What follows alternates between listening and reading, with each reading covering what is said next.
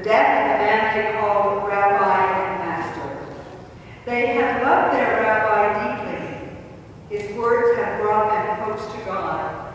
He healed the sick, the lame and the blind, by bringing the power of God's forgiveness into the lives of the wounded.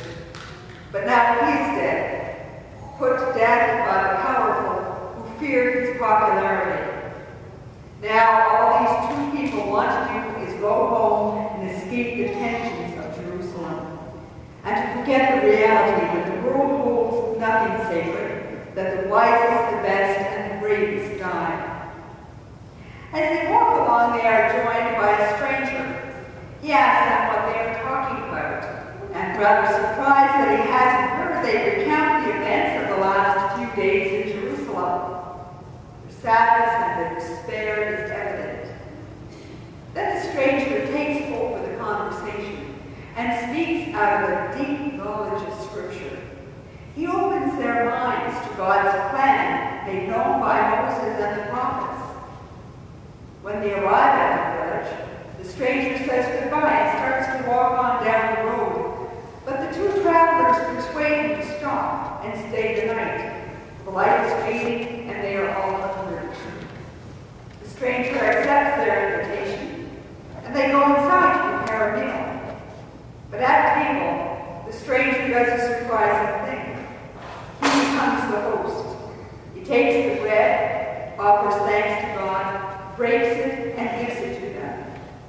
Only then are their eyes open to see who is with them, and they recognize in this stranger their beloved Rabbi.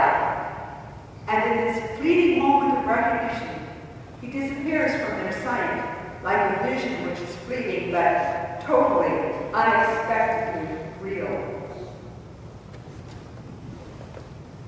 Have you ever taken a long journey, maybe a car trip down to Florida, or across Canada, or out to the East Coast? Car trips can be very illuminating for people who travel together. When we're stuck together in a car, going down the highway at 120 kilometers an hour, we get to know our fellow travelers very well. The polite masks come on, and we become genuinely ourselves. Even if our fellow travelers are strangers when we start, by the end of the journey, they are our close companions. In Jesus' day, a long journey didn't cover much ground. They walked everywhere. But the same thing happened. For when traveling together, whether on foot or by car, travelers get to know one another surprisingly well in a short period of time. The two travelers who were taking the road from Jerusalem to Emmaus thought they had come to know the stranger very well. When they reached home, they even invited him to spend the night and share a meal. At first meeting, they were both surprised that the stranger had not heard about the events of that first Good Friday that happened in Jerusalem.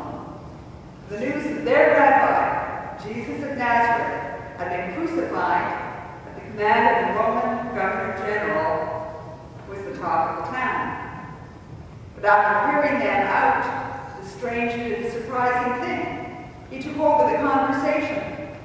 Now, it must have been obvious that the stranger was a practicing Jew and a rabbi, because his knowledge of Scripture and its interpretation spoke of his education in Torah and the prophets. And using this knowledge, he explained to them the meaning and purpose of the coming of the Messiah. Now, one of those texts would certainly have been this passage from Isaiah that we read this morning. As I mentioned, it is one of 4 sermon passages which were interpreted by the earliest church as corporate